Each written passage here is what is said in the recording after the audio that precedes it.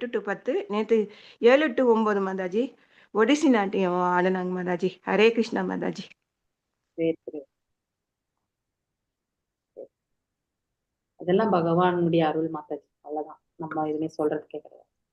ஆமா மாதாஜி, உண்மையா நம்ம வந்து அந்த கோயிலுக்கு போறதுக்கு பிரார்த்தம், அந்த பொண்ணு ஆடுறதுக்கு அந்த பகவான் வந்து மாதாஜி. ஹரே கிருஷ்ணா மாதாஜி. 5-6 வருஷமா வந்து பரதநாட்டியம் பழகுதுங்க மாதாஜி. பகவானுடைய அருள் மாதாஜி, அவ்வளவுதான். நம்ம எதுவுமே சொல்றதுக்கே கிடையாது. அம்மாளுக்கு ஆடுறதுக்கு நம்ம வந்து அந்த கோயிலுக்கு பொண்ணுக்கு கொடுத்து வச்சிருக்குது Mataji. Hare Krishna Mataji. Thank you Mataji.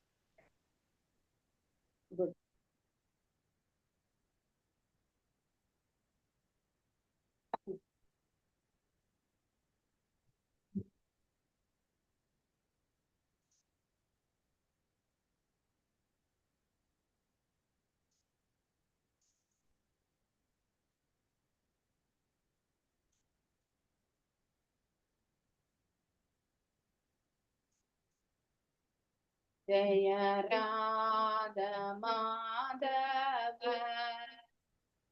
குஞ்ச Vihari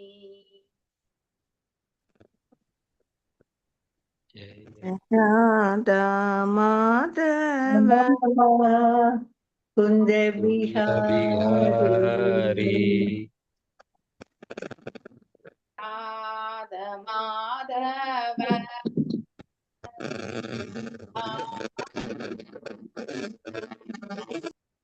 Radha Madhava Madhava Vihari Vihari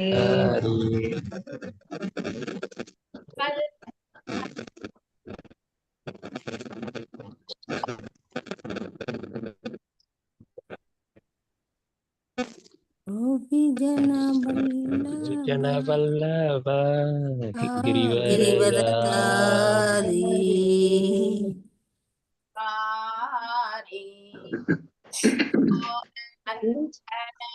பிரதன Ranjana யசோதரஞ்சன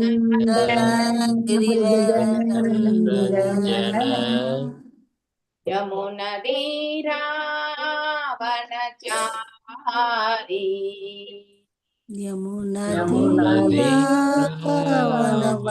யமுனதீராவனச்சாரி Radha Madhava Hari Jaya Madhava குஞ்ச Vihari Krishna Hare Krishna Krishna Krishna Hare Hare Hare Rama Rama Rama Hare Hare Hari Hare Krishna Krishna Krishna Krishna Krishna Hari Hari Hari Rama Rama Rama Rama Hari Hare Hare Hare Krishna Krishna Krishna Hare Hare Hare Rama Rama Rama Hare Hare Hari Krishna Krishna Krishna Hari Hari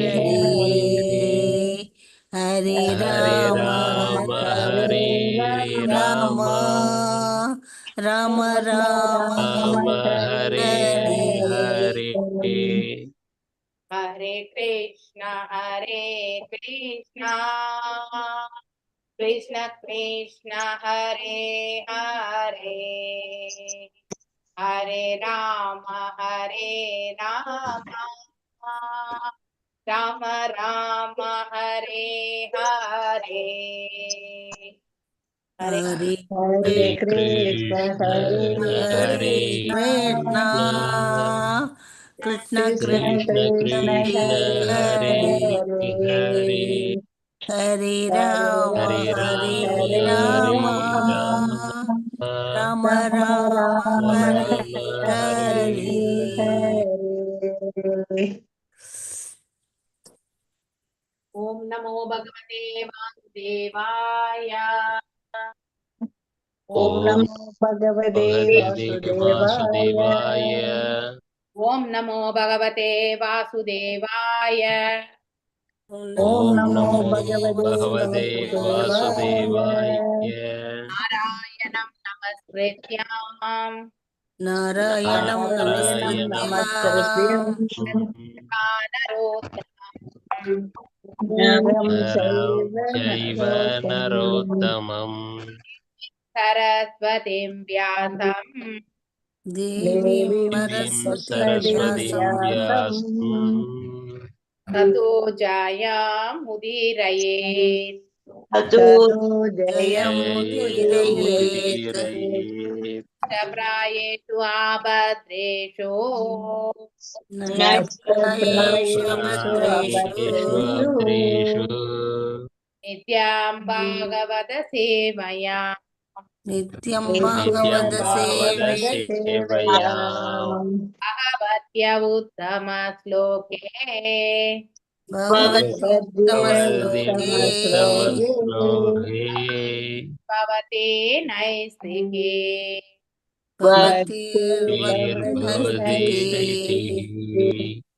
Reading from Bhagavatam, 4th canto, 29th chapter, sloka number 10. So, யார் recite பண்ணணும்னு நினைக்கிறவங்க கையை உயர்த்துங்க. ஹரே கிருஷ்ணா.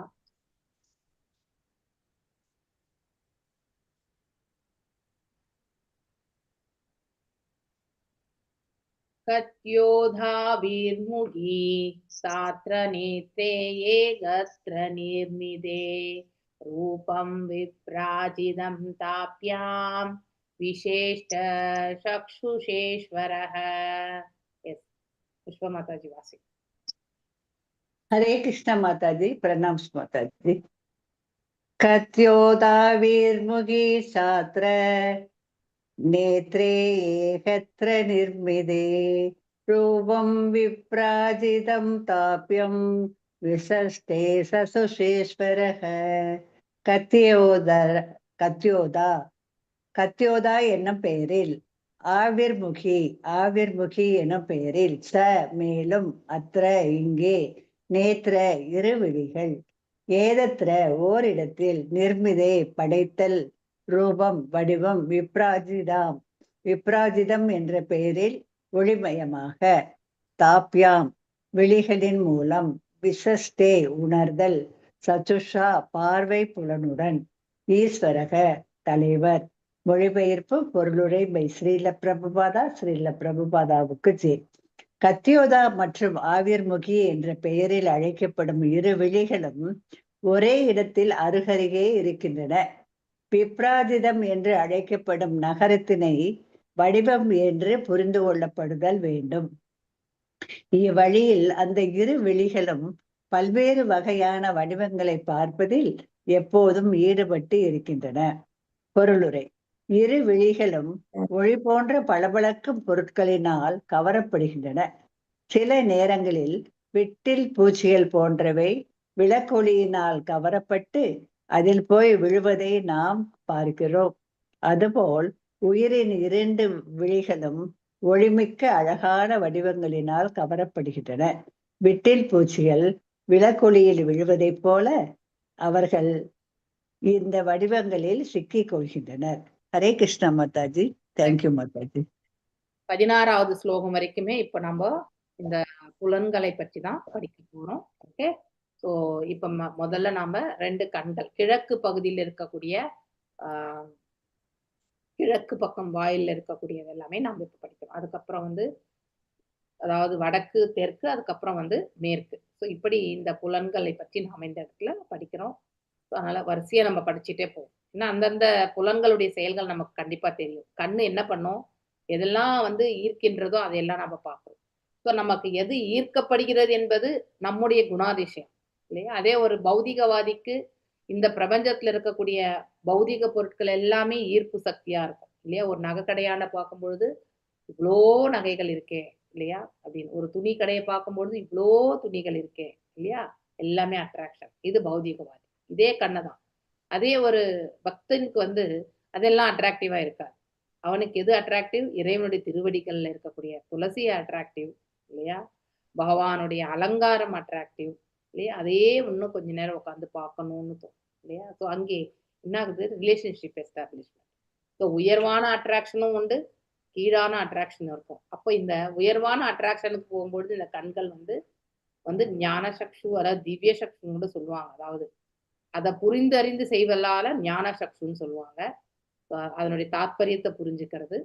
ஸோ மேலும் அந்த அந்த மனதை கொண்டு நாம பகவானுடைய அந்த அச்ச விக்கிரக ரூபத்தை நாம சேவிக்கும் பொழுது நம்ம மனசு வந்து ஆனந்தம் கொள்கிறது இல்லையா? அந்த ஆனந்தம் வந்து எதனால் அடையப்படுகிறது? இந்த திவ்ய சக்ஷுனாலதான் அப்படிங்கிறது. ஏன்னா நம்முடைய எண்ண ஓட்டங்கள் எல்லாமே மேன்மையான இலக்கை நோக்கி சென்று கொண்டிருப்பதால இந்த இது ஜடத்துல ஆனதா இருந்தாலும் இது எல்லாமே சேதனமாக செயல்படக்கூடிய தன்மையை பெறுகிறது. அவ்வளவுதான். இதே உறுப்பை வந்து நாம தெய்வீக தன்மைக்கு எடுத்துட்டு போக முடியும். இல்லைன்னா இந்த இழிவான பௌதிகத்திலேயே நாம மீண்டும் மீண்டும் சுழலக்கூடிய அத்தகைய தன்மையில நாம இருக்க முடியும். நளினி நாளினி நாசே கந்தஹ சௌரப உச்யதே கிரானோ அவதூதோ முக்யாஷ்யம் விவானோ வாக் ரசவித்ரசஹ. எஸ் ஜெயந்தி மாதாஜி. ஹரே கிருஷ்ண மாதாஜி. நளினி நாளினி நாசே கந்தக சௌரபே உச்யதே கிரானோ அவதூதோ முக்யாஸ்யம் விபனோ வாக்ரசி வித்ரசக. நளினி நளினி என்ற பெயரில் நாசோ இரு நாசித்வாரங்கள், கந்த நறுமணம், சௌரபக சௌரபம் தருமணம், உச்சியதே அழைக்கப்படுகிறது. கிரான நாற்றத்திற்கான புலன், முக்கிய முதல்வர் என்று அழைக்கப்படுகிறார். ஆஷ்யம் வாய், விபன என்ற பெயரில் வாக் பேச்சிற்கான துறை, ரச வித் ரசஞ்ச சுவையுணர்ச்சியில் தேர்ந்தவர், ரச சுவைப்பவன். மொழிபெயர்ப்பு: நளினி நாளினி என்று அழைக்கப்படும் இரு வாயில்கள் நாசித்வாரங்கள் ஆகும். சௌரப என்னும் நகரம் நறுமணம் ஆகும்.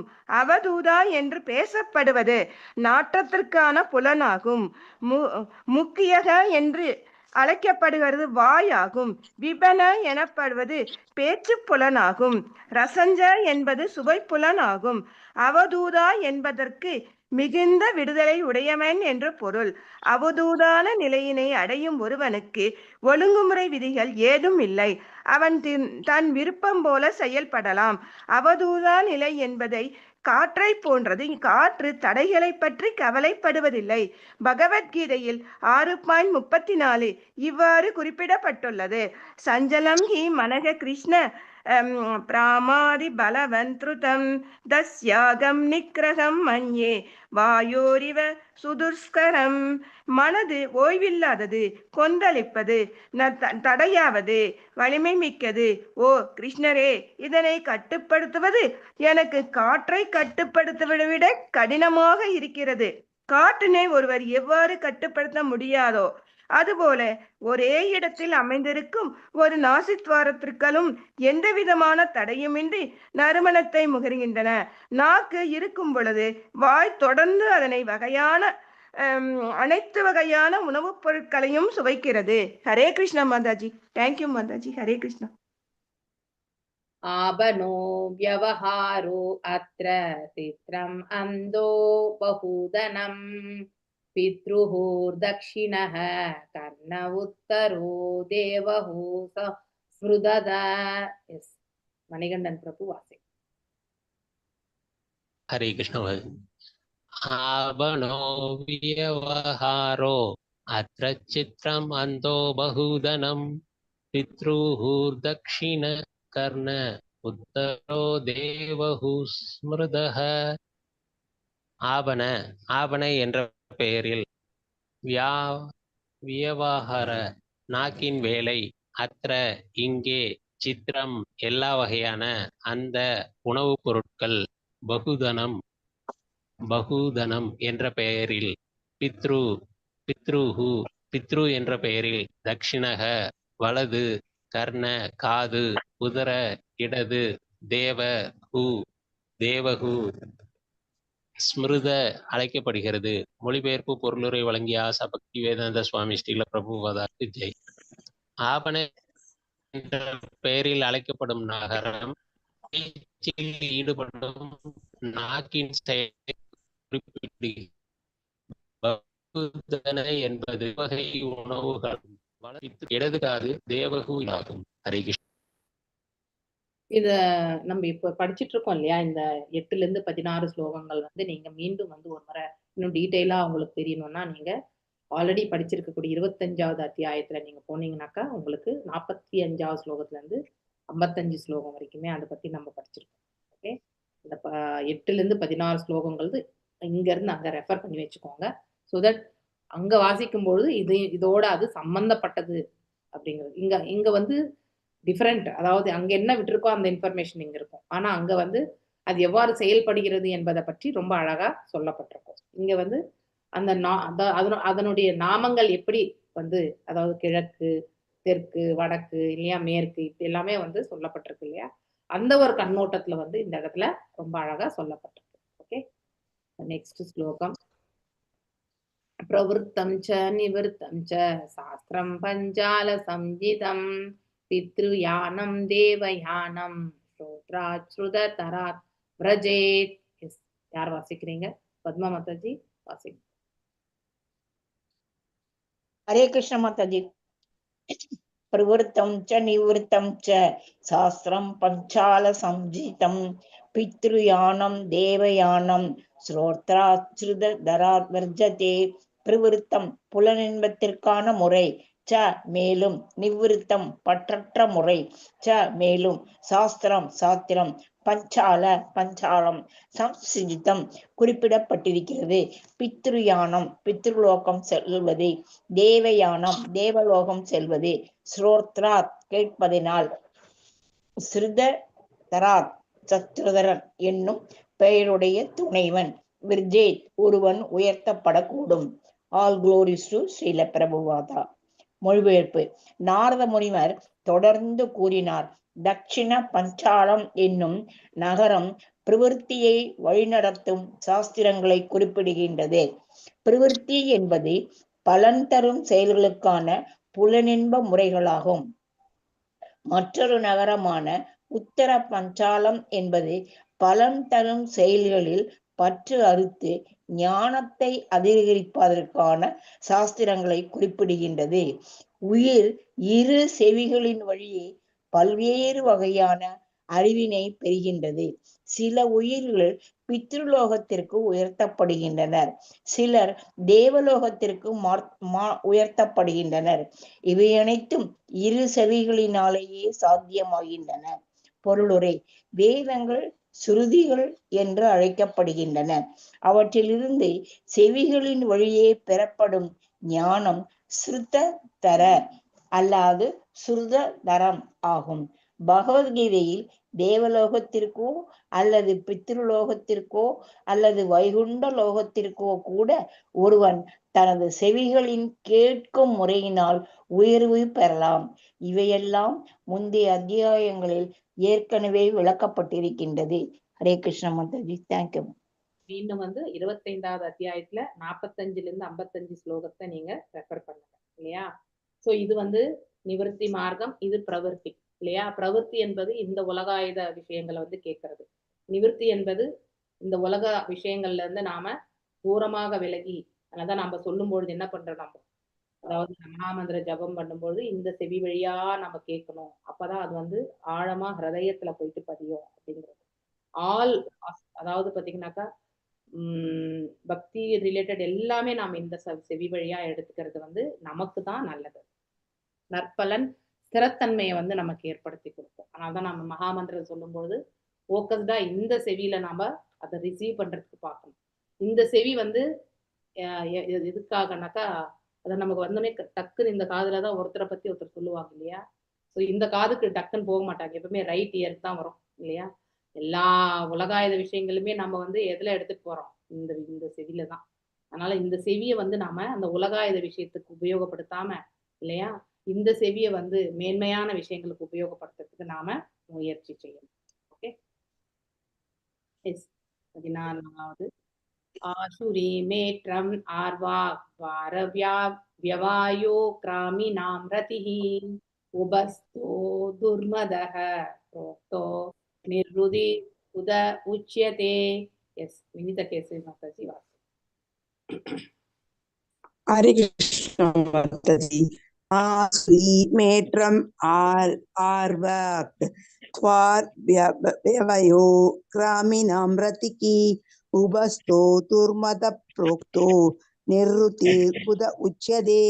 ஆசுரி ஆசுரி எனப்படுவது மேற்றம் பிறப்புறுப்பு, அர்வாக் மூடர்கள் மற்றும் துஷ்டர்களின், துவா வியவாய பாலுறவு செயல்களை செய்வது, கிராமினாம் சாதாரண மனிதர்களின், ரத்தி கவர்ச்சி, உபஸ்த இனப்பெருக்கத்திற்கான முறை, துர்மதம் புரோகத அழைக்கப்படுகிறது, உச்சியதே என்றழைக்கப்படுகிறது. மொழிபெயர்ப்பு அண்ட் பொருளுரை பை ஸ்ரீல பிரபுபாதா. ஸ்ரீல பிரபுபாதாக்கு ஜெய். மொழிபெயர்ப்பு. கிராகம் என்றழைக்கப்படும் நகரம் ஆசுரி பிறப்புறுப்பு என்னும் கீழ்ப்புற வாயிலின் மூலம் அணுகப்படுகிறது. இது பாலுறவிற்கானது. இது மூடர்கள் தீயோர்கள் என்னும் சாதாரண மனிதர்களுக்கு மிகவும் இன்பம் அளிப்பதாக இருக்கின்றது. இனப்பெருக்கத்திற்கான புலன் துர்மதம் எனப்படும். எருவாய் எனப்படும் புதம் நிர்ருத்தி என்றழைக்கப்படுகிறது. பொருளுரை. உலகம் இழிவடையும் பொழுது சமுதாயம் அசுரத்தன்மை உடையதாகிறது. அப்போது சாதாரண மனிதன் தனது செயல்கள் அனைத்திற்கும் மையங்களாக பிறப்புறுப்பினையும் புதத்தினையுமே எடுத்துக்கொள்கிறான். இந்தியாவில் உள்ள பிருந்தாவனம் போன்ற புனித இடங்களில் கூட மூடர்கள் கருவாய் மற்றும் எருவாயின் செயல்களை ஆன்மீக செயல் என்று ஏமாற்றுகின்றனர். இவர்கள் சகஜியா என்று அழைக்கப்படுகின்றனர். இவர்களது கொள்கையின்படி பாலுறவு ஈடுபாட்டினால் ஒருவன் ஆன்மீக நிலைக்கு வர முடியும் என்பதாகும். ஆனால் ஸ்ரீமத் பாகவதத்தின் இஸ்லோகங்களிலிருந்து பாலுறவு திருப்திக்கான ஆசைகள் அர்வாக் மனிதர்களில் மிக மிக இழிந்தோர்கானது என்று தெரிகிறது.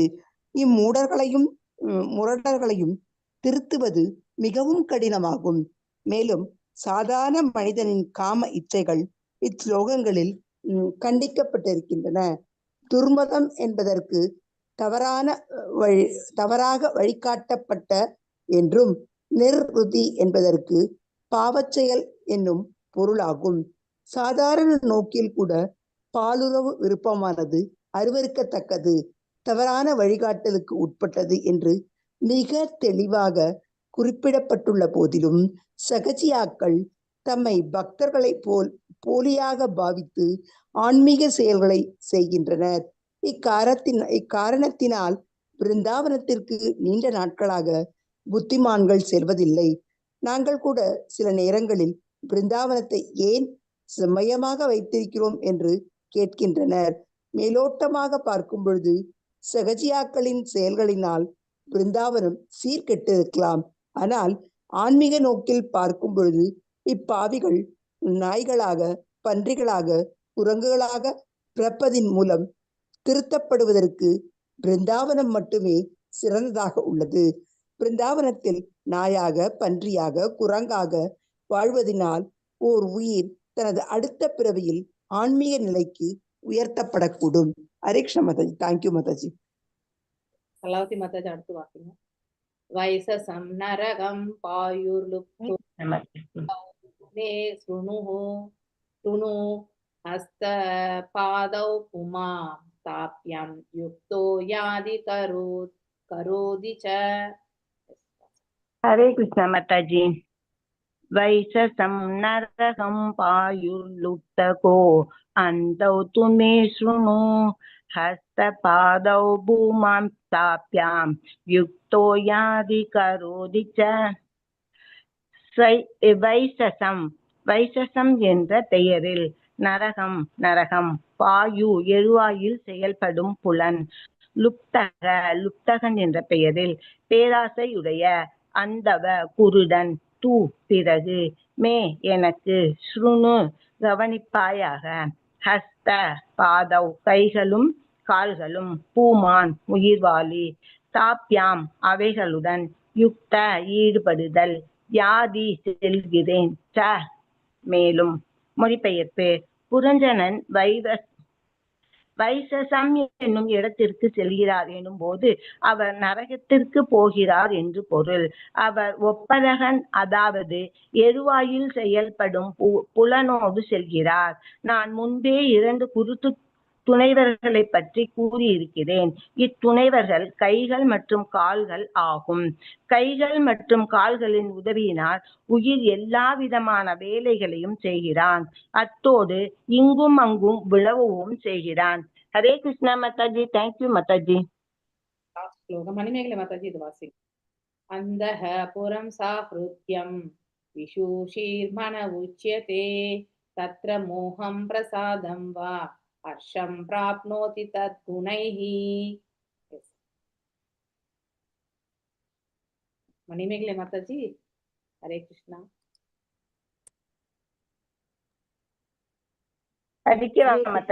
நான் படிக்கட்டுமா? படிங்க சித்திரலேகா. 15 தானே. வைவசம் தாதம் பாயுர்லுப்தோ துதௌ துமே ஸ்ருணு ஹஸ்த பாதௌ பூமாம் தாப்யாம் 16 படிக்கணும் யாதி கரோதி ச. வைவசம் 16 படிக்கணுமா? ஓகே, இந்த லெஃப்ட்லயே வச்சிட்டு இருக்கேன். ஓகே. அந்த புறம் ச ஹிருதயம் விஷூச்சீர்மன உச்யதே தத்ர மோகம் பிரசாதம் வா ஹர்ஷம் பிராப்னோதி தத் குணைஹி. அந்தப்புறம் ச மேலும், ஹிருதயம் இதயம், வீசினன் என்னும் பெயருடைய பணியால், உச்சதே என்று சொல்லப்படுகிறது. தத்ர அங்கே, மோகம் பிரசாதம் திருப்தி, வா அல்லது ஹர்ஷம் மகிழ்ச்சி, பிராப்னோதி கிடைத்தல், தத் மனதின் குணை ஜட இயற்கை குணங்களினால். மொழிபெயர்ப்பு. அந்தப்புறம் என்னும் வார்த்தை இதயத்தை குறிக்கிறது. வீசினன் என்னும் பெயர் எல்லா இடங்களுக்கும் செல்கிறது என்னும் பொருளில் மனதை குறிப்பிடுகிறது. மனதில் உயிர் ஜட இயற்கை குணங்களில் விளைவுகளை அனுபவித்து மகிழ்கிறது. இவ்விளைவுகள் சில நேரம் மோகத்திற்கும், சில நேரம் திருப்திக்கும், சில நேரம் மகிழ்ச்சிக்கும் காரணமாகின்றன. பொருளுரை. உலக வாழ்வில் உயிர் பொருட்களின் மனம் மற்றும் புத்தி இயற்கையின் முக்குணங்களினால் பாதிக்கப்படுகின்றன. இயற்கை குணங்களின் தொடர்பிற்கேற்ப மனம் இங்கும் அங்கும் அல்பாயும் தன்மையுடையதாகும். இயற்கை குணங்களின் பாதிப்புக்கு ஏற்கவே மனம் திருப்தி, மகிழ்ச்சி அல்லது மோகம் போன்றவற்றை உணர்கிறது. உண்மையில் உயிர் அதனுடைய உலகியல் நிலையில் செயலற்றவனாகவே இருக்கிறான். இயற்கையின் குணங்களே மனம் மற்றும் இதயத்தின் மீது செயல்படுகின்றன. விளைவுகளே இன்பம் அல்லது துன்பம் என்று உயிர் பொருள்களினால் அனுபவிக்கப்படுகிறது. இது பகவத்கீதையில் 3.27 மிக தெளிவாக குறிப்பிடப்பட்டிருக்கிறது. பிரகிருதே கரியமானானி குணைஹி கர்மாணி சர்வசக அகங்கார விமூடாத்மா கர்தாகம் இதி மன்யதே. ஜட இயற்கையின் முக்குணங்களினால் பாதிக்கப்பட்ட ஆத்மா செயல்கள் அனைத்தையும் தானே செய்கிறோம் என்று நினைக்கிறான். ஹரே கிருஷ்ணா. ஆனால் உண்மையில் அவை இயற்கையினால் செய்யப்படுகின்றன. ஹரே கிருஷ்ண மாதா. இயற்கை என்பது இந்த இடத்துல குணங்களை பற்றி சொல்லப்படுது. விஜயகுமாரி மாதாஜி நாளைக்கு வாசிங்க நீங்களே. சரிங்களா? 17th ஸ்லோகம் நீங்க தான் வாசிங்க. ஓம் அஜ்ஞானதிமிராந்தஸ்ய ஞானாஞ்சனய ஷலாகய சக்ஷுருன்மிலிதம் யேன தஸ்மை ஸ்ரீ குரவே நமः. ஸ்ரீ சைத்தன்ய மனோபீஷ்டம் ஸ்தாபிதம் யேன பூதலே ஸ்வயம் ரூபா கதாமய்யம் ததாதி ஸ்வாபதாண்டிகம்.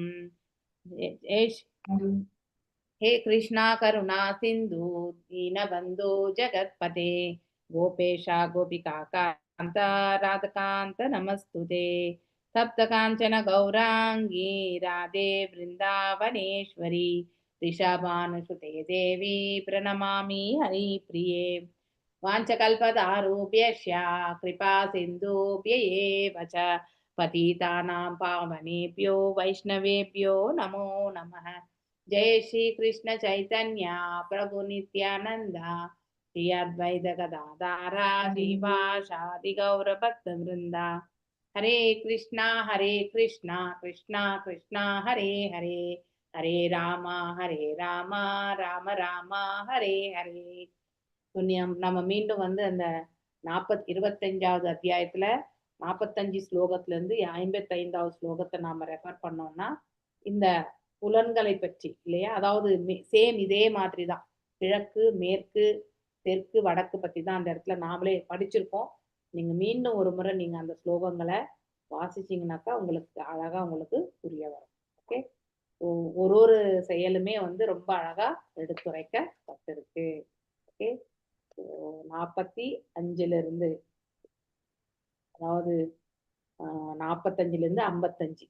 ஓகே, ரொம்ப அழகா வந்து சொல்லப்பட்டிருக்கு. அதாவது இந்த துவாரங்கள் என்னென்ன துவாரங்கள் இல்லையா, அதனுடைய புலன் அதாவது சென்ஸ் ஆப்ஜெக்ட் அப்படின்னா என்ன சொல்லுவாங்க, புலன்களின் செயல்கள் என்ன அப்படிங்கிறது ரொம்ப கொடுக்கப்பட்டிருக்கு. அடுத்து வந்து அதனுடைய ஃப்ரெண்ட்ஸ் எல்லாம் யாரு இல்லையா, யாரோட ஒத்துழைப்புல வந்து அந்த செயல்கள் எல்லாம் அது செய்கிறது, இந்த புலன் உறுப்புகள் அப்படிங்கிறது எல்லாமே ரொம்ப அழகா வந்து 45வது ஸ்லோகத்திலிருந்து 55 ஸ்லோகம் வரைக்கும் நாம படிச்சிருக்கோம்.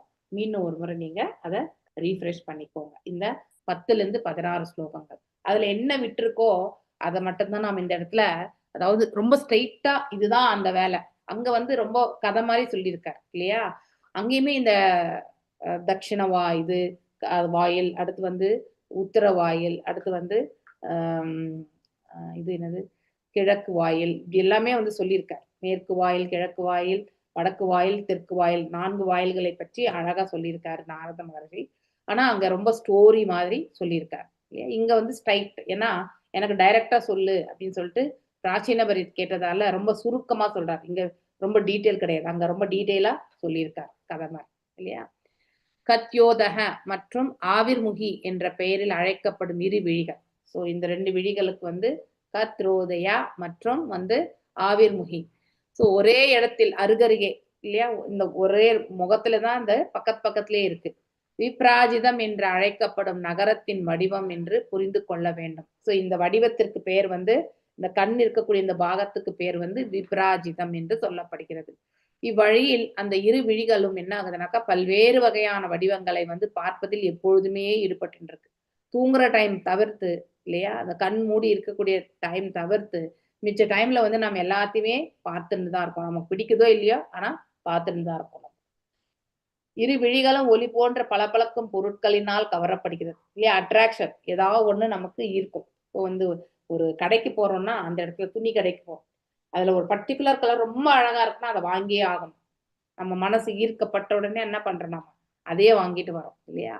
ஸோ அந்த ஈர்க்கக்கூடிய சக்தி வந்து கண்களுக்கு உண்டு. அது போலதான் நாம இந்த உலகாயுத செயல்களும் செய்யறோம், இந்த இடத்துல பக்தி செயலும் செய்யறோம். ஆனா நாம் எதை நோக்கி நாம் அதிகமாக வந்து ஈர்க்கப்படுகிறோம் என்பது நாம அனலைஸ் பண்ணணும். இது நாம தான் அனலைஸ் பண்ணணும். நம்முடைய செயல்களை நாம மட்டும்தான் பார்க்கணும், நோக்க வேண்டும், எந்த இடத்துல ஈர்க்கப்படுகிறோம் அப்படிங்கிறத வந்து நாம நன்னா தெரிஞ்சுக்கிறோம். அப்போ நாம எந்த இடத்துல வந்து நம்ம அதிகமா வந்து ஒருவேளை வந்து நம்ம பௌதிகத்துல ஈடுபட்டா அதை எப்படி நாம பக்குவப்படுத்திக்கிறது, மேலும் ஆன்மீகத்துல எப்படி நாம அதை வந்து அபிவிருத்தி செய்யறது அப்படிங்கிற ஒரு அனலைசிஸ் இல்லையா. அதாவது உணர்தல் என்பது நாம செய்வோம், உணர்தல் என்பது அது எப்படிலாம் நம்ம வந்து புரிஞ்சுக்க முடியறதுன்றது, எந்த பாதையை நம்ம ஏற்று போகணும், எந்த பாதையை நம்ம தவிர்க்கணும் அப்படிங்கிற வழிமுறைகள் எல்லாம் நாம வந்து எடுத்துட்டு வரோம். அதன் பிரகாரம் செய்யும் பொழுது நாம என்ன ஆகும்னாக்கா நிவர்த்தி மார்க்கத்தின் தரப்புல செல்வதற்கு வந்து நாம பிரயத்தனம் பண்ணுவோம். எது வரைக்கும் நாம வந்து அனலைஸ் பண்ணலையோ, எது வரைக்கும் நாம அதனுடைய செயல்பாடுகளை வந்து நாம வகுத்து இல்லையா, அதை வந்து அதை வந்து தெரிஞ்சுக்க முயற்சி பண்றது இல்லையா. ஸோ இப்படி போனா இப்படி வரும், இப்படி போனா இப்படி வரும்ன்றத வந்து நாம உணர்றோம் இல்லையா. அந்த உணர்தல் இல்லாம இருக்கிற வரைக்கும் நாம என்ன பண்ணுவோம், பௌதிகத்திலேயே வந்துதான் நம்ம உழன்றிருப்போம். எப்ப நம்ம ஆன்மீகத்தையும் பௌதிகத்தையுமே வேறுபடுத்தி பார்க்கக்கூடிய அந்த பக்குவம் வருதோ, அப்ப நம்ம எதை செய்தால் நமக்கு நல்லது, எதை செய்தால் நமக்கு வந்து நல்லது கிடையாது அப்படிங்கறதுலயுமே வந்து புரிஞ்சுக்கக்கூடிய ஒரு பக்குவம் வரும். ஸோ அவ்வாறே வந்து செவ்வனே வந்து அதன் பிறகு வந்து இந்த விழிகள் வந்து செயல்பட ஆரம்பிக்கும். ஸோ அதிகமா நாம் என்ன பண்றோம், சினிமாக்கு போறது, அடுத்து வந்து நம்ம ஏன்னா எல்லாருமே கிருஷ்ணா கான்சியஸ் கிடையாது வீட்டுல இல்லையா. ஸோ அப்போ அவங்களுடைய பௌதீக செயல்களுக்குமே சில சமயத்துல நாம அக்செப்டன்ஸ் வரும் இல்லையா? அது வேற வழி இல்லாம வந்து நாம தவிர்க்க முடியாத காரணங்களால சில வீட்டுல ரொம்ப ப்ரெஷர் பண்ணுவாங்க, சில வீட்டுல புரிஞ்சுப்பாங்க. ஓகே, அவங்க பக்தி பண்றாங்க, நம்ம பக்தி பண்ணலனாலும் பரவாயில்ல, அவங்க ஏதோ பண்றாங்க நம்ம குடும்பத்துக்காக, அவங்க ஏதாவது செஞ்சுட்டு போட்டோம்னு விட்டுருவாங்க. சில வீட்டுல வந்து அப்படி கிடையாது, அடமெண்டா நான் என்ன பண்ணிருக்கனோ அதை நீ கண்டிப்பா செய்யணும். நீ அதாவது பௌதீகத்துக்கும் ஆன்மீகத்துக்குமே வேறுபாடு காணக்கூடிய அத்தகைய நிலையில இருக்கக்கூடியவங்க தான் இந்த மாதிரியான ஒரு சுச்சுவேஷன்ஸ்ல செயல்படுவாங்க. கணவனா இருந்தா மனைவிக்கு கஷ்டம், மனைவியா இருந்தா கணவனுக்கு கஷ்டம் இல்லையா? இல்ல வந்து மாமியாருடைய இது வந்து டாமினண்டா இருக்கிறவங்க வீட்டுல வந்து பாத்தீங்கன்னாக்கா, ஸோ அங்கே வந்து அவங்களுடைய ரிலேஷன்ஷிப்ல கஷ்டம், இது எல்லாத்தையுமே நம்ம பார்ப்போம் இல்லையா? அது போல உயிரின் 2 விழிகளும் ஒளிமிக்க அழகான வடிவங்கள் மீது ஈர்க்கப்படுவது. ஆக்சுவலி வீட்டில், அதாவது விட்டில் பூச்சிகள் என்ன பண்ணும், விளக்கொலியை நோக்கி தான் போகும் இல்லையா? அங்கே போய் அந்த விளக்குக்கே வந்து அது இரையாகிவிடும். அது போலதான் நாம் என்ன பண்றோம், இந்த பௌதீக செயல்கள் மீது நாம பற்றுக்கொண்டு ஸோ எதை காண வேண்டும் என்று எண்ணுகின்றோமோ அது முழுவதும் பௌதீகமாகிவிட்டால் மீண்டும் வந்து நமக்கு ஒரு பிறவி என்பது கண்டிப்பாக நிகழும். மேலும் நாம எந்த மாதிரியான உணர்வுகளை வந்து இந்த உடல்ல இருந்து நாம விட்டுட்டு போயிருக்கோம், அதுக்கு ஏற்றவாறு தான் நமக்கு ஒரு உடல் கிடைக்கும், நம்மளுடைய சுபாவம் நடத்தை எல்லாமே வந்து செயல்பட ஆரம்பிக்கும். நெக்ஸ்ட், நளினி நாளினி நாஸ்தே கந்தக சௌரப உச்சதே புரோணோ அவதூதோ முக்கியாசம் விபோ நாபாக் ரசவித் ரசக. நளினி நாளினி இது கூட நம்ம படிச்சிருக்கோம் இல்லையா? நீங்க அந்த 45-55 ஸ்லோகம் படிச்சீங்கன்னா வரும். இந்த இரு வாயில்கள் அழைக்கப்படும் நாசி, நளினி நாளினி, இந்த துவாரங்கள் அது என்ன பண்ணும், நறுமணத்தையுமே வந்து அட்ராக்ட் பண்ணும், துர்மணத்தை வந்து மூடிக்கும் இல்லையா? அந்த வேரியேஷன். ஸோ அந்த மாதிரி இது நல்லது இது கெட்டதுன்னு அனலைஸ் பண்ணக்கூடிய அந்த இது நமக்கு தெரியும். ஸோ அதை இன்ஹேல் பண்ண மாட்டோம். சௌரப என்னும் நகரம் நறுமணமாகும். ஸோ இந்த பார்ட் வந்து பார்த்தீங்கன்னாக்கா இந்த சௌரப அப்படின்னு சொல்லப்படுகிறது. அந்த நகரத்தினுடைய இது வந்து நகரம் வந்து நறுமணமாகும் அப்படின்னா ஸ்மெல் பண்றது இல்லையா? நுகருதல் என்பது தெரியும்.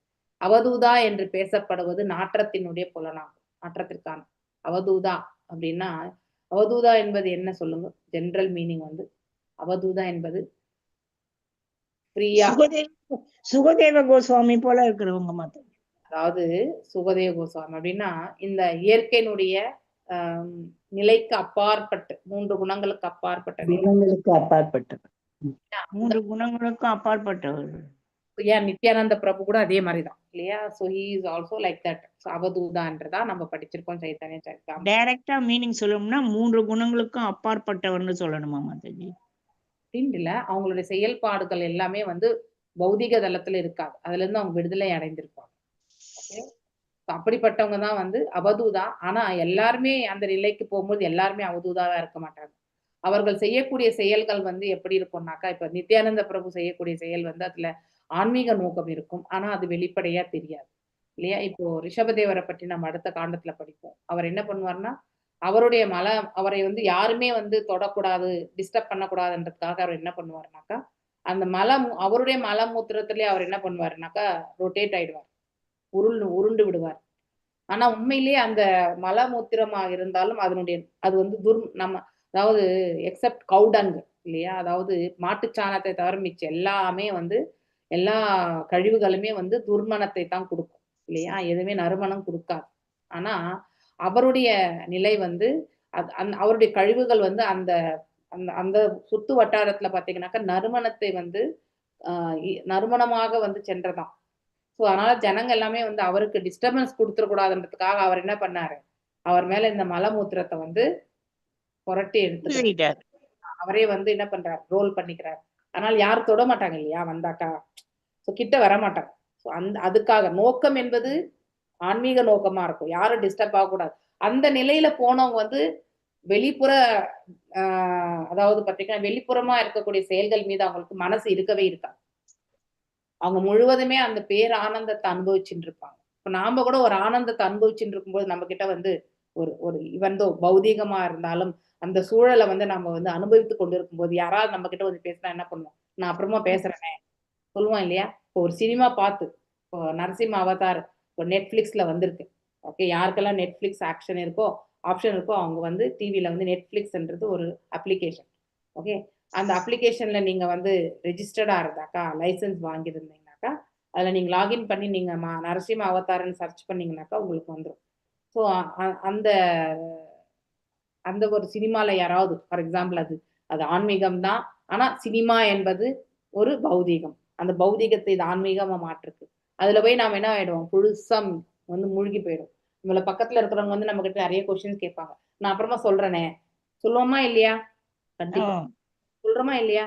ஸோ அது அப்போ அங்க என்ன பண்றாரு, அந்த ஹி இஸ் என்ஜாயிங் ஆக்சுவலி இல்லையா? அந்த நபர் என்ன பண்றார், அதை கண்டு கொண்டு அவர் வந்து ஆனந்தம் பெறுகிறார். ஸோ அது போல ஆன்மீகத்துல வந்து இந்த ஹையர் டேஸ்ட்ல இருக்கக்கூடியவங்க வந்து அதிகமா பேசவே கூடாதுன்னு நினைப்பாங்க. They hardly speak and they hardly eat also இல்லையா? குறைவாக வந்து உண்ணக்கூடியது, அந்த மாதிரி ஒரு சூழ்நிலை வரும்போது அவன் அனைத்துமே வந்து இறைவனுடைய தொண்டாக ஏற்றுக்கொண்டு அவர்கள் செய்து இல்லையா, அதுலேயே வந்து பக்குவம் பெற்று வந்து தங்களுடைய வாழ்க்கையை எடுத்துட்டு போவாங்க. ஸோ அப்போ அந்த அவதூத நிலை என்பது என்னன்னாக்கா, இந்த இயற்கையினுடைய 3 குணங்களுக்கு அப்பாற்பட்ட நிலையில ஸ்திரப்படுத்தி கொள்றது. ஓகே, மேலும் அவருடைய செயல்பாடுகள் எல்லாமே வந்து ஒரு சாதாரண மனிதருடைய செயல்பாடாக இருக்காது. அவர் வந்து செய்யக்கூடிய தன்மையினுடைய ஆழ்ந்த கருத்துக்கள் வந்து நாம அதன் பின்னாடி வரக்கூடிய ஸ்லோகங்களை படிச்சோதான் நம்ம அதெல்லாம் புரிஞ்சுக்க முடியும். இல்லைன்னா கண்டிப்பா புரியாது. நித்யானந்த பிரபு இதுக்கு ஒரு உதாரணம் வந்து அத்வைதாச்சாரியார் வீட்டுக்கு வரும்பொழுது பாத்தீங்கன்னாக்கா, அவர் அந்த ரைஸ் பாத்தீங்கன்னாக்கா போட்டுருவார் இல்லையா, எடுத்து போடுவார் நித்யானந்த பிரபு இல்லையா? சோ எதற்காக அப்படி செய்தார் உங்களுக்கு ராதிகா மாதாஜி கண்டிப்பா சொல்லியிருப்பார்.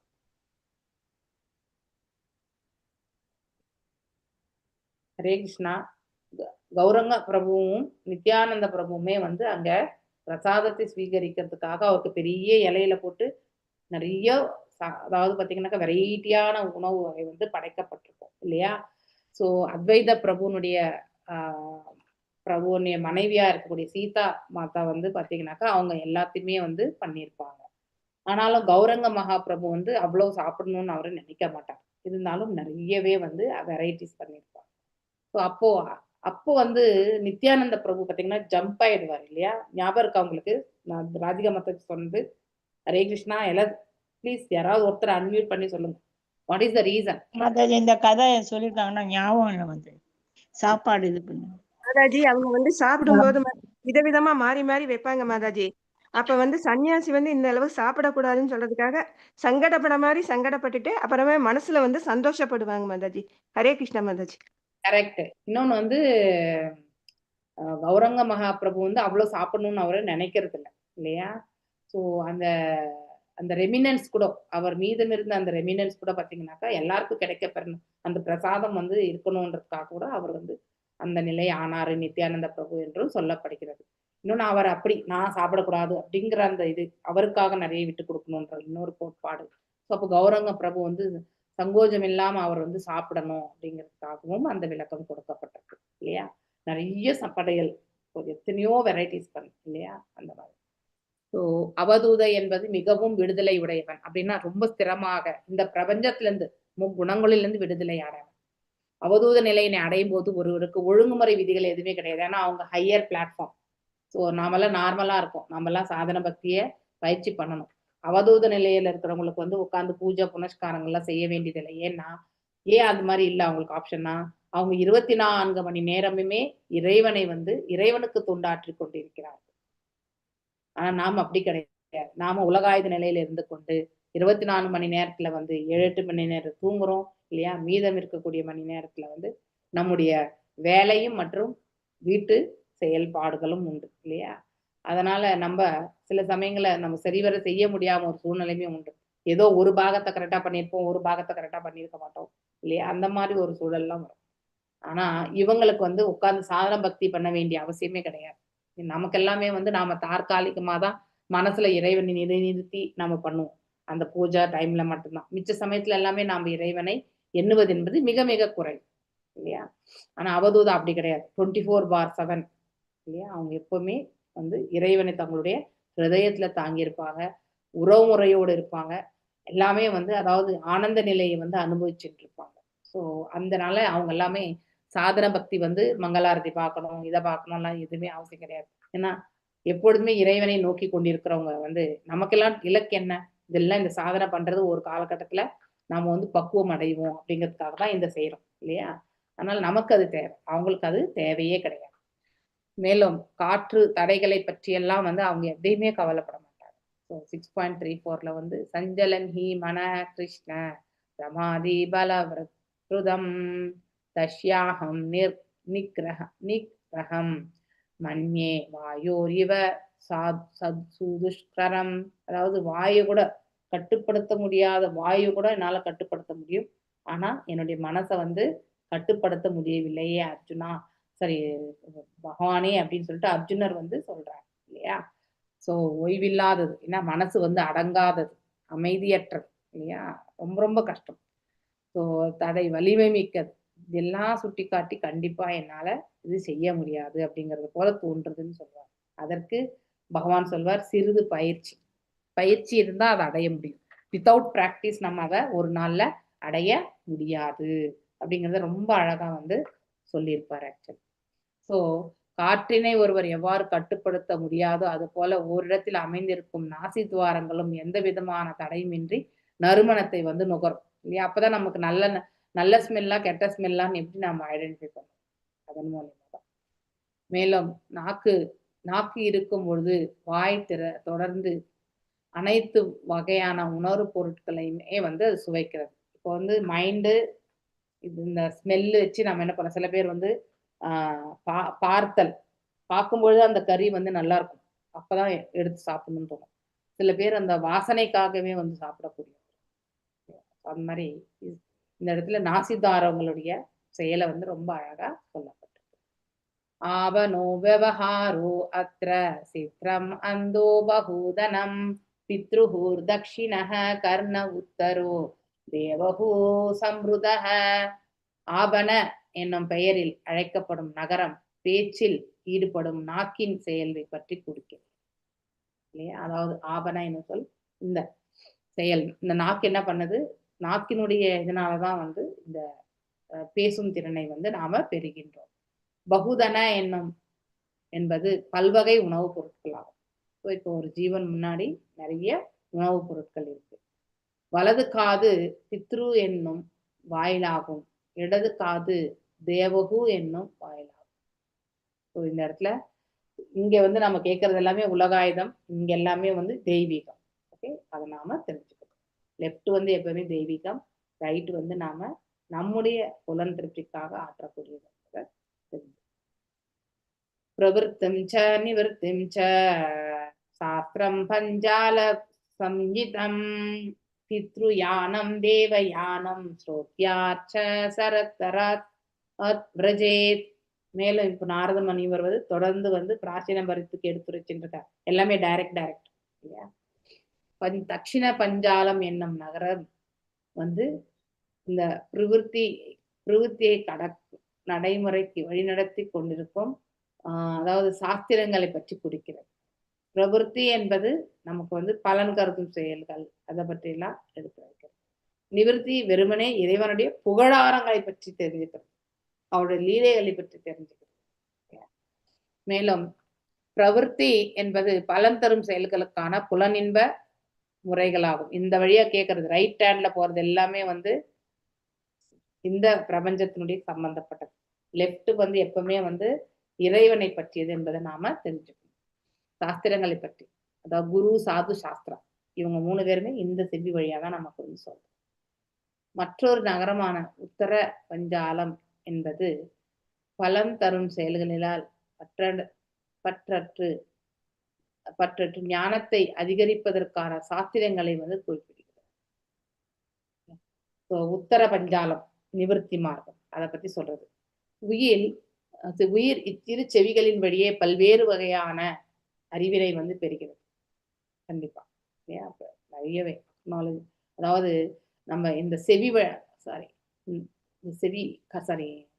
நம்ம படிச்சது நான் இது இல்லையா, நாசி துவாரங்கள். இப்ப நம்ம படிக்கிறது வந்து செவி படிக்கிறோம், பிரவருத்தி மற்றும் நிவர்த்தி இல்லையா?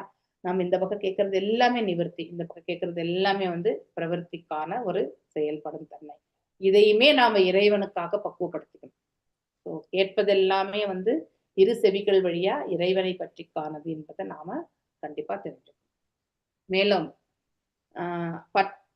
மற்றொரு நகரமான உத்தர பஞ்சாலம் என்பது பலன் கருதும் செயல்கள் ஃப்ரூட்டி ஆக்ஷன்ஸ் இல்லையா, செயல்களில் பற்றறுத்து ஞானத்தினை அதிகரிப்புக்கான சாஸ்திரங்களை வந்து குறிப்பிடுகின்றது. கண்டிப்பா இல்லையா, நாம பகவத்கீதை, பாகவதம் இதெல்லாம் நம்ம வந்து எத்தனையோ புராணங்கள், இதிகாசங்கள் ஆச்சாரியர்களால் வழங்கப்பட்டிருக்கு. அதை நம்ம காலம் இருக்கும்போது எடுத்து நம்ம கண்டிப்பா வாசிக்கணும். அப்போ அவங்களுடைய கருணை நமக்கு கண்டிப்பா கிடைக்கும். பக்தியில வந்து மேன்மேலும் முன்னேறுவதற்கான பாதையும் நமக்கு கிடைக்கப்பெறும். மேலும்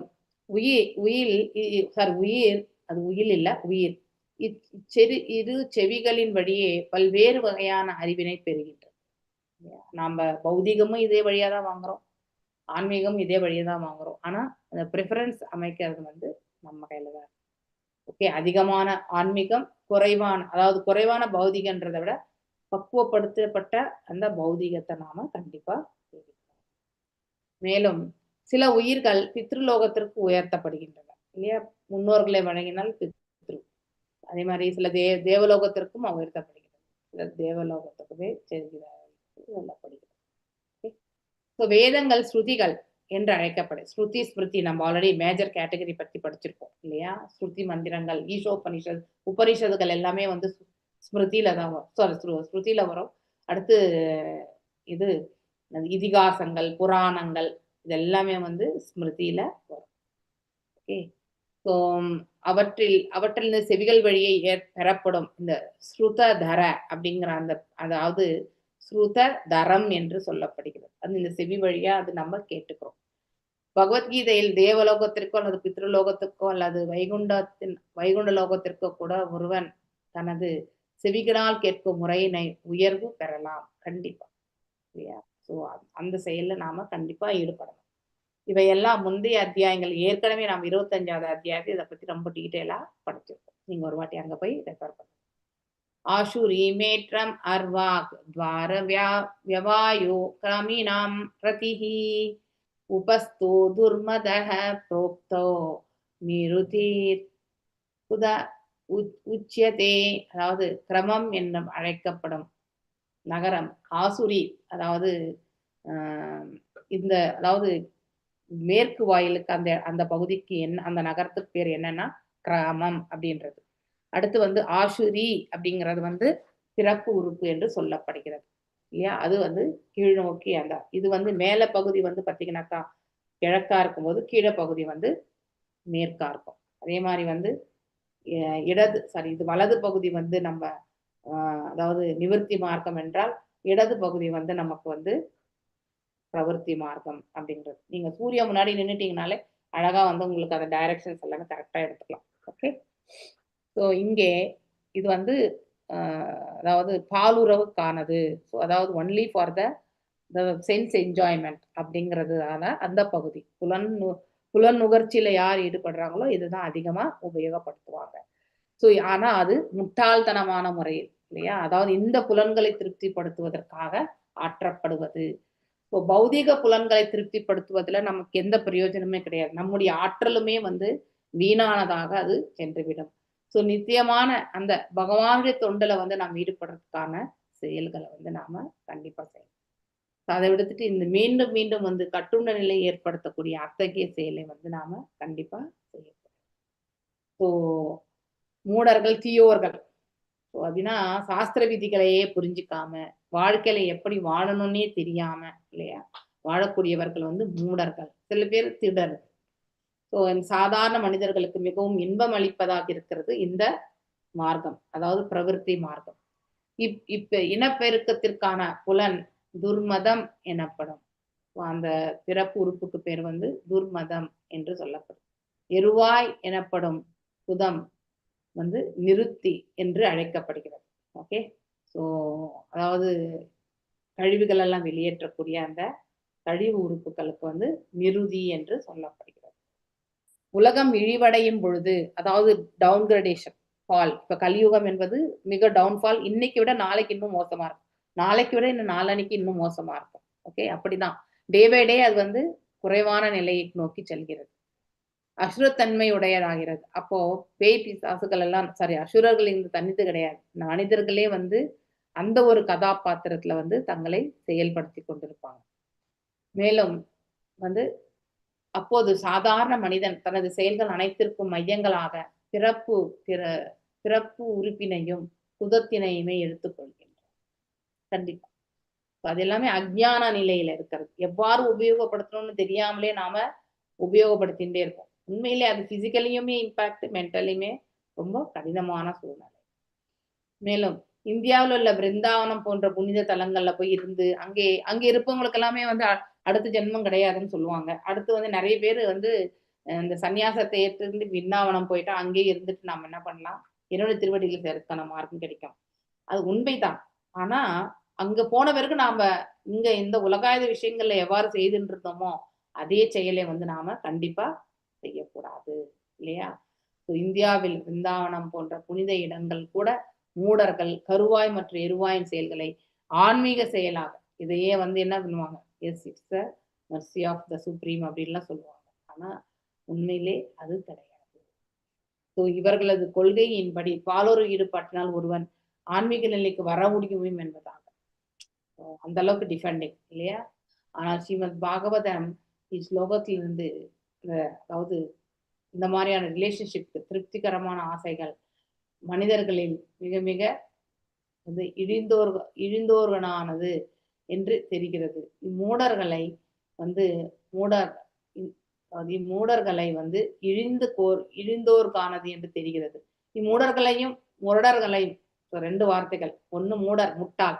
முரடர்னா ரஃப் இல்லையா? அவங்க எடுத்த உடனே சண்டை அடி அந்த மாதிரி ஒரு நிலையில இருக்கக்கூடியவங்க மிகவும் கடினம் ஆகும். அது ரொம்ப ரொம்ப கஷ்டம் அவங்கள திருப்திப்படுத்துறது. நீங்க எவ்வளவு வேணாலும் செய்யுங்க, அவங்க வந்து அவங்க செய்ததனுடைய விஷயத்துல சிறு குறை இருந்தா அதை மட்டும்தான் ஐடென்டிஃபை பண்ணலாம். இது வந்து ரஜோ மற்றும் தாமசி குணங்களை பற்றி எடுத்துரைக்கக்கூடிய. மேலும் சாதாரண மனிதனின் காம இச்சைகள் இச்லோகங்களில் கண்டிக்கப்பட்டிருக்கின்றன. எஸ், நமக்கு வந்து ஒரு குழந்தை பெறுவதற்காக வந்து நாம செயல்படணும். அந்த குழந்தை கிருஷ்ண உணர்வுடைய ஈடுபட்டு பிற்காலத்துல வந்து அங்கே தொண்டு புரிவதற்கான அந்த மார்க்கத்தை வந்து கொடுக்கும். அதுதான் நாம செய்ய வேண்டிய ஒன்று. ஆனா அதை தவிர்த்து நாம் என்ன பண்றோம், இந்த புலன்கள் திருப்திக்காக நாம் அதெல்லாம் உபயோகப்படுத்துறோம். நாம செய்ய வேண்டிய செயல்களே வேறு, ஆனா நாம செய்து கொண்டிருக்கக்கூடிய செயல்களுமே வேறானது. துர்மதம் என்பதற்கு தவறாக வழிகாட்டப்பட்ட மற்றும் மிருதி என்பது அதாவது கழிவு உறுப்பு இல்லையா, பாவச் செயல் என்று பொருளாகும். சாதாரணமா அதாவது நம்ம இந்த மூலாதாரம் மூலியமா நிறைய பேர் இந்த அதாவது மரணிக்கும் பொழுது மலமூத்திரம் கூட வந்து லாஸ்ட் ஸ்டூல் அப்படின்னு சொல்லுவாங்க இல்லையா? அப்படின்னா சில பேருக்கு வந்து அந்த பிராணன் வந்து அதன் வழியாக சென்றிருக்கின்றது என்ற அர்த்தம். ஸோ கட்டுண்ட நிலையிலிருந்து அவர்கள் சென்றிருக்கிறார்கள் என்பதை நாம அப்பவே அண்ணாவே நாம புரிஞ்சுக்கணும். மேலும் அதாவது சில பேர் வந்து இங்க இருந்து போவாங்க. This are all highly elevated people. ஆனா கீழே இருக்கக்கூடிய அந்த கழிவு உறுப்பு மூலியமாவே வந்து சில ஜீவன்கள் வந்து வெளியேறும். ஸோ மேலும் சாதாரண நோக்கில் கூட பாலுறவு விருப்பமானது அருவருக்கத்தக்கது ஜென்ரலாவே இல்லையா? இன் ஜென்ரல் எதையுமே நமக்கு ஒரு சலிச்சு போகக்கூடிய அந்த சலித்து விடுதல் அந்த செயல் நமக்கு சுலபத்துல வரக்கூடிய ஒன்று.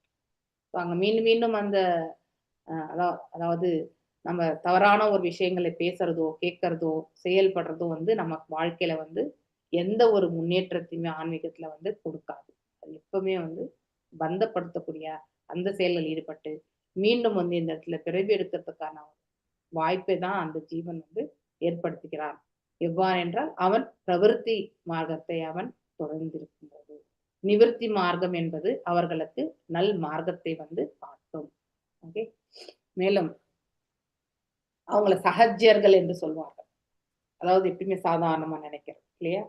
ஸோ மேலும் வந்து அதாவது தவறான வழிகாட்டுதலுக்கு உட்பட்டது என்று மிக தெளிவாக குறிப்பிட்டுள்ள போதிலும் இது தெரிஞ்சின்ற பிறகும் மீண்டும் மீண்டும் அதே செயலில் ஈடுபடுறது இல்லையா? அது மிக தவறான. இக்காரணத்தினால்தான் பிருந்தாவனத்திற்கு நீண்ட நாட்களாக புத்திமான்கள் வந்து செல்வது கிடையாது.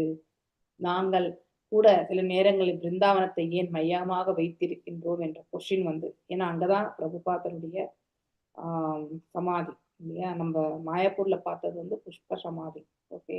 ஆனா இங்க வந்து ஒரிஜினலா சமாதி நிலை தான் இருக்கும் இல்லையா?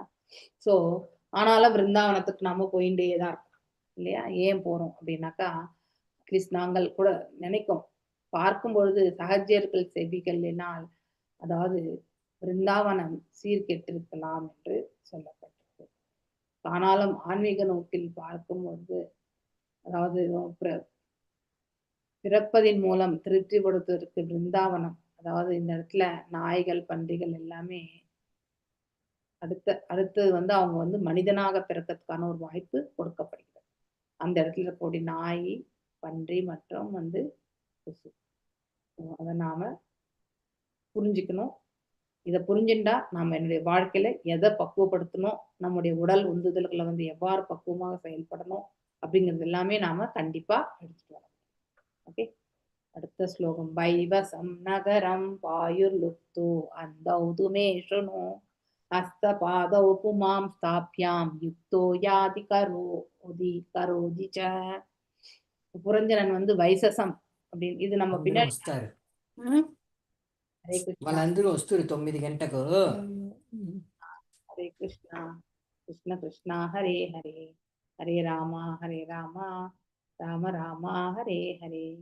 ஸோ வைசசம் அப்படிங்கிறது வந்து ஒரு உலகம். நம்ம ஐ திங்க் நரக உலகங்கள்ல அது இருக்கணும் மோஸ்ட்லி. கேண்டோல லாஸ்ட் சாப்டர்.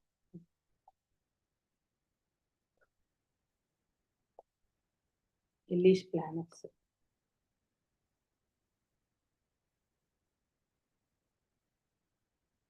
வைத்ராணி ரிவர் விசாசனா வைசசம்.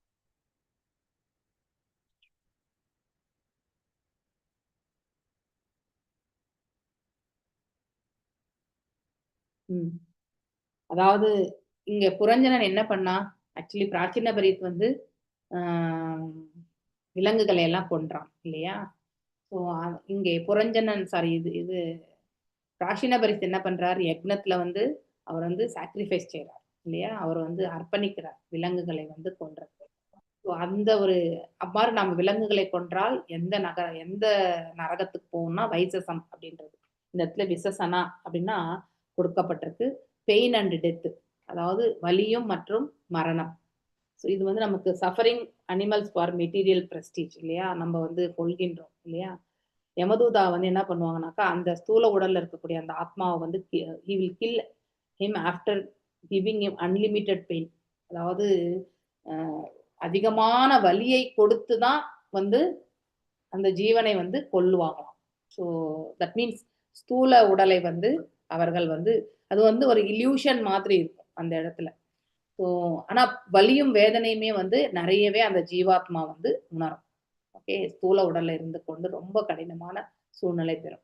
ஸோ இந்த புரஞ்சனன் வந்து அந்த இடத்துக்கு தான் போறாரு. ஏன்னா அந்த விலங்குகள் எல்லாமே வெட்டினார். இதையே தான் பிராச்சீன பரீட்சத்துக்கும் சொல்லப்படுகிறது. நீயும் வந்து அந்த மாதிரி நரக உலகங்களுக்கு தான் செல்ல வேண்டிய ஒரு கட்டாயத்திற்கு தள்ளப்படுவாய் அப்படிங்கிறதுமே வந்து ரொம்ப அழகா சொல்றாரு. அவர் நரகத்திற்கு செல்கிறார் என்று பொருள். வைசசம் என்பது விசசனா அப்படின்னாலும் ஒண்ணுதான் வைசசம். ஸோ இந்த விலங்குகளை கொல்லக்கூடிய அந்த நரக உலகம் அது. அவர் ஓப்தகன், அதாவது எருவாயில் செயல்படும் புலனோடு செல்கிறார்.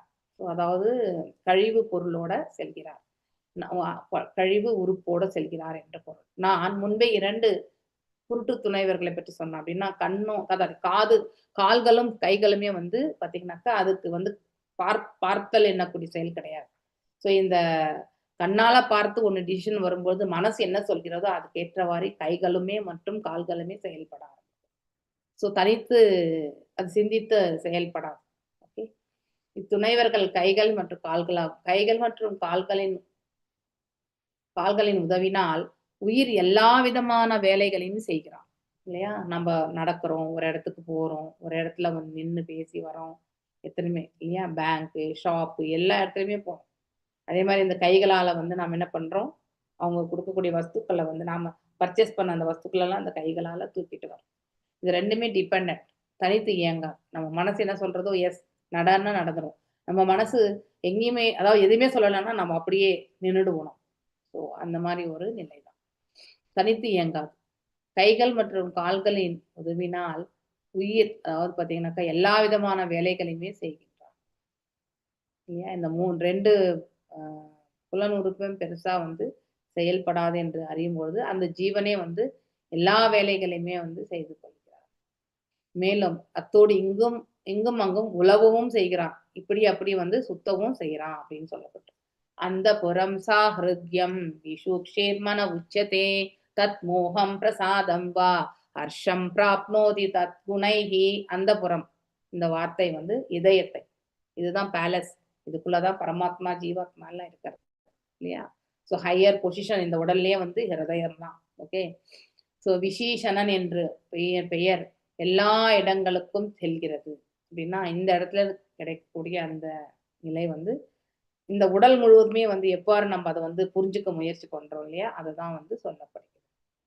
மேலும் வந்து மனிதனுள் உயிர் ஜட இயற்கை விளைவுகளை, அதாவது இயற்கை குணங்களின் விளைவுகளை அனுபவித்து மகிழ்கின்றது. கண்டிப்பா நாம எதை எதிர்பார்க்கிறோமோ அப்ப அந்த விளைவு ஏற்பட்டது என்றால் அதை கொண்டு நாம ஆனந்தம் கொள்கின்றோம் இல்லையா.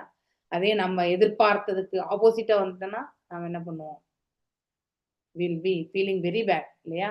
எதுக்கு இப்படி ஆச்சு, எதுக்கு இப்படி ஆச்சு, எனக்கு மட்டும் ஏன் இப்படி ஆகுது அப்படிலாம் நம்ம நிறைய யோசிக்க ஆரம்பிப்போம் இல்லையா. அது எப்படி நம்ம வந்து சால்வ் பண்றது அப்படிலாம் நம்ம யோசிப்போம். ஸோ 2 நிலைகளையுமே நாம் அனுபவிப்போம். பிரவருத்தியும் அனுபவிப்போம், நிவர்த்தியும் அனுபவிப்போம். ஆனா நாம ஃபாலோ பண்றது பிரவருத்தி மார்க்கம் தான் இல்லையா. மேலும் இவ்விளைவுகள் சில நேரம் மோகத்திற்கும் இல்லையா, அதாவது அட்ராக்ஷன் இல்லையா, ஒன்றின் மீது அடைஞ்சே தீரணுன்றது. சில நேரம் திருப்திக்கும், அதாவது ஆனந்தம் அடையிறதுக்காக வந்து பகவான், அதாவது சச்சிதானந்த நிலையை வந்து வழிபடுறது எக்ஸாம்பிள். ஓகே.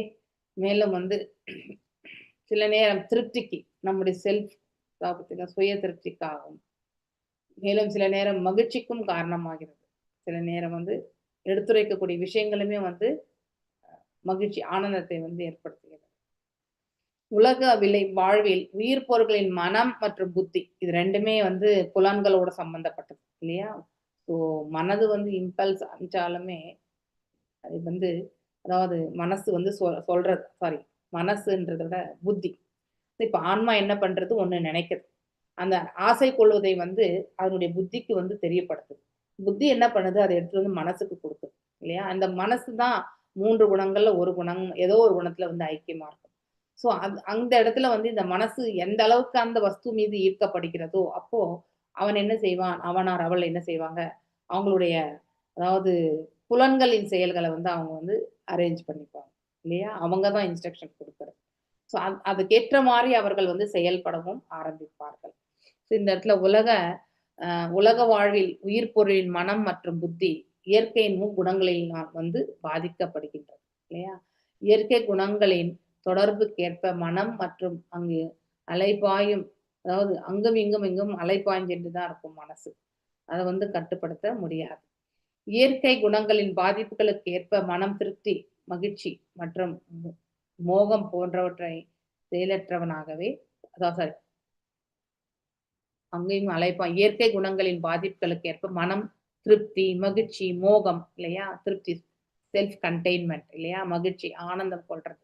அடுத்து வந்து உலகியல் நிலையில், அதாவது மோகம் என்பது என்னது, அடைஞ்சே தீரணும் அப்படின்ற அந்த காமம் என்று சொல்றோம் இல்லையா, அந்த இது.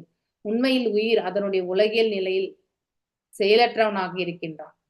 ஆத்மா வந்து ஆசைப்படும், ஆனா அது செயல்படாது. ஆத்மா எப்பவுமே செயல்படுறது, ஆசைப்படுதல் எனக்கூடிய அந்த ஒரு செயலை மட்டும்தான். ஆனா அது என்ன பண்ணும், புத்தி மனசு புலன்களை வந்து இயக்கி விட்டுடும். ஸோ அதனுடைய இன்புட் வந்து பாத்தீங்கன்னாக்கா புத்திக்கு கொடுக்கும், புத்தி என்ன பண்ணும், மனசுக்கு கொடுக்கும். மனசு இந்த ஏற்கனவே குணங்களோட இருந்து என்ன பண்ணும், இந்த செயலை வந்து எப்படி அந்த புலன் வந்து செயல்படணும்ன்ற அந்த இன்ஸ்ட்ரக்ஷன்ஸ் எல்லாமே வந்து மனசு கொடுத்துரும் இல்லையா. ஸோ ஒருவேளை அது சத்துவத்துல இருந்தா சத்துவகுணத்துக்கு மேல கொடுக்கும். ஒருவேளை எபோவ் சத்துவகுணா, சுத்த சத்துவ நிலை, விசுத்த நிலை அப்படின்னும் பொழுது அதுவுமே வந்து ஆன்மா செயல்படும். அதே வந்து ரஜோ மற்றும் தாமசிக் குணங்கள் வந்து வரும் பொழுது நம்ம என்ன பண்றோம், நம்ம இந்த இன்டெலிஜென்ஸ் என்ன பண்ணோம்னாக்கா it become the slave to the, அதாவது பார்த்தீங்கன்னா மனசுக்கு வந்து இந்த புத்தி வந்து அடிமையாகிவிடும். அதுக்கப்புறம் அவங்க எழறது வந்து ஒரு தூய பக்தருடைய கருணை இருந்தா மட்டும்தான் அவங்களால அதை எழ முடியும் இல்லையா? விளைவுகளே இயற்கையின் குணங்களை மனம் மற்றும் இதயத்தின் மீது செயல்படுகிறது இல்லையா? ஹார்ட் விளைவுகளை இன்பம் அல்லது துன்பம் இரட்டை தன்மை உண்டு. என்றும் உயிர் பொருள்களினால் அனுபவிக்கப்படுகின்றது. உண்மையிலேயே இங்க செயல்படுவது ஜீவன் கிடையாது. செயல்படுவதே இந்த 3 குணங்கள் தான் இல்லையா? பிரகிருதி கிரியமானானி குணை கர்மாணி சர்வசக இல்லையா? அனைத்து குணங்களுமே அனைத்திலுமே இந்த குணங்கள் தான் செயல்படும். அகங்கார விமூட ஆத்மா இல்லையா? மூட ஆத்மாவா இருக்கக்கூடிய இந்த ஜீவன் என்ன பண்றான்? அகங்காரத்தினால் கர்த்தாகம் இது மன்யத்தே, தானே செயல்படுகின்றேன் என்று அவன் எண்ணுகிறான். உண்மையிலே அவன் செயல்படுவது கிடையாது இல்லையா? அங்கே புலன்கள், மனசு இல்லையா, புத்தி தான் செயல்படுது. அந்த மனசு கூட எதன் அடிப்படையில செயல்படுதுன்னா இந்த இயற்கையினுடைய 3 குணங்களுடைய அடிப்படையில செயல்படுகிறது. சோ ஜட இயற்கையின் குணங்களினால் பாதிக்கப்பட்ட ஆன்மா செயல்கள் அனைத்தையுமே தானே செய்கிறோம் இல்லையா? சோ இத ஏன் சொல்றாரு? அர்ஜுனருக்கு தான் சொல்றாரு பகவான், நீ எப்பவுமே செய்யறன்னு நினைக்காத, நீ கர்மயோகியாக செயல்படு, எந்த பலனையும் எதிர்பார்க்காமல் செயல்படு, ஆட்டோமேட்டிக்கலி இந்த பக்குவத்தை அடைவ. அதை விடுத்துட்டு நீ தான் செய்யறன்னு நினைக்கும் பொழுது நீ அந்த அந்த இடத்துல செயல்படவும் முடியாது இல்லையா? குழப்பம், கலக்கம் இதுலயே ஆழ்ந்து விடுவோம். ஸோ எதிர்த்தரப்புல இருக்கக்கூடியவங்க எல்லாமே எப்படி கொள்வது, எவ்வாறு கொள்றது, இதைதான் யோசிச்சுட்டு இருப்போமே ஒழிய எந்த முயற்சியுமே செய்ய முடியாது. அதனால நான் செய்கின்றேன் என்ற எண்ணத்தை விட இந்த இடத்துல இருக்கக்கூடிய அதாவது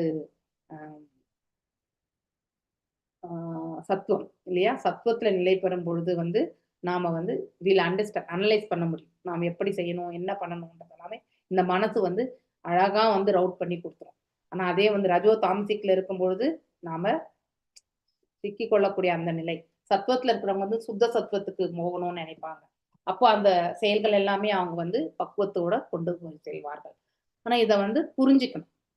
சோ இதை தெரிஞ்சாதான் நாம செயல்படுறோம்னு சொல்றதை விட குணங்கள் தான் செயல்படுகின்றது என்பதை உணரக்கூடிய அந்த பக்குவம் அந்த ஜீவனுக்கு வரணும். அப்போ ஆட்டோமேட்டிக்கலி அவங்க என்ன நினைப்பாங்க, நாம தமசிக்கல இருக்கக்கூடாது, ரஜோல இருக்கக்கூடாது, சத்துவத்திலேயாவது மினிமம் நாம் போகணும்னு நினைச்சு என்ன பண்ணுவோம், நாம செயல்பட ஆரம்பிப்போம்.